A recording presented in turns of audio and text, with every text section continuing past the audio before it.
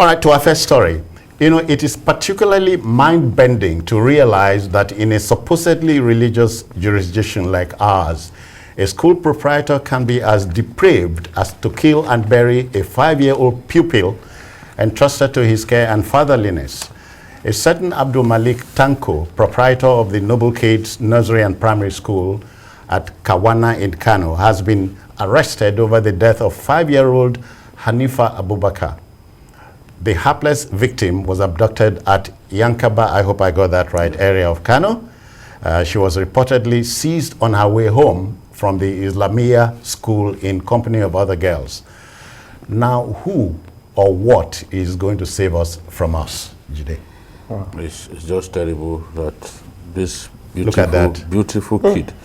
You know, someone compared her beauty to that of Amina Mohammed, who is at the UN. Yeah, yeah. You know, she's light-skinned, just a beautiful soul, and a thoroughly depraved and clearly maladjusted fellow has decided to take the life of this little girl, and that is after he even got ransom. I heard He so. got paid, but the little girl could recognize him. Yeah, So as a teacher. yes, so they just felt, look, let me feed her with rat poison so that I can cover my... Can only come from a depraved soul. Yes, people do not deserve to live with the rest of us, you know, and they are, these guys are becoming madder and running riot in our society. Evil is now walking on 2 legs in our society. It's terrible. Well, Jide, the lawyers would tell you the man deserves to have a defense. He will go to court and get defended, Paul. Definitely will get defended, but for me it's a straight case, because if he pleads, someone like him, well, I hope he will advise himself or get advice to plead guilty, because people still plead guilty in court. So what they will just do, they will just read the facts of the matter, and if there's a plea of allocutors to be made. But in this case, he even said that, you know what he said? He said that he was owing the landlord. Indebted to the landlord. Yes, that he couldn't pay his teachers. Yeah. So according to him, he got 100,000 naira instead of 6 million, and he used to settle his teachers. Yeah. But this little girl was not the cause of his poverty. You don't kill a kid, an innocent kid, because of your woes. To get out of poverty. No. You don't do that. So he deserves his day in court. He deserves the gallows.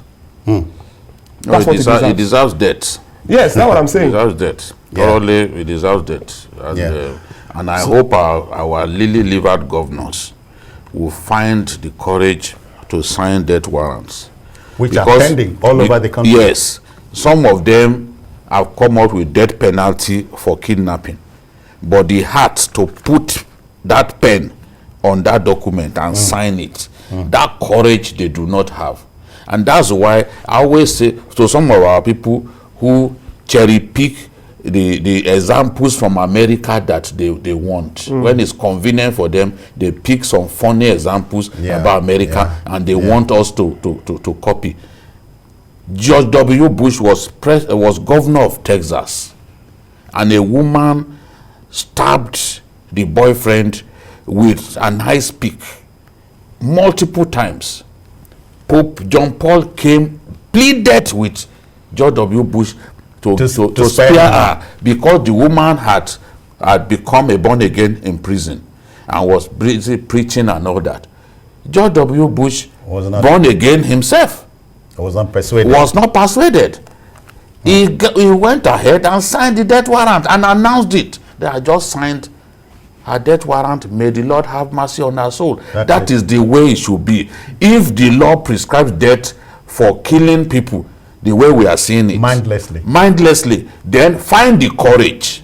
Find the courage, the same courage that you find to harass your political opponents. Find that courage to sign the death warrant. Let these people go and have a date with God. It's as simple as that. Yeah. As long as we don't kill them, we are not. All this idiocy will continue. Exactly. Nobody is preempting anything. But beyond even the prosecution, we need to take steps to preserve our children. Parents must take responsibility for their children. That's another angle to the story. Thing. Now, this is an unregistered school.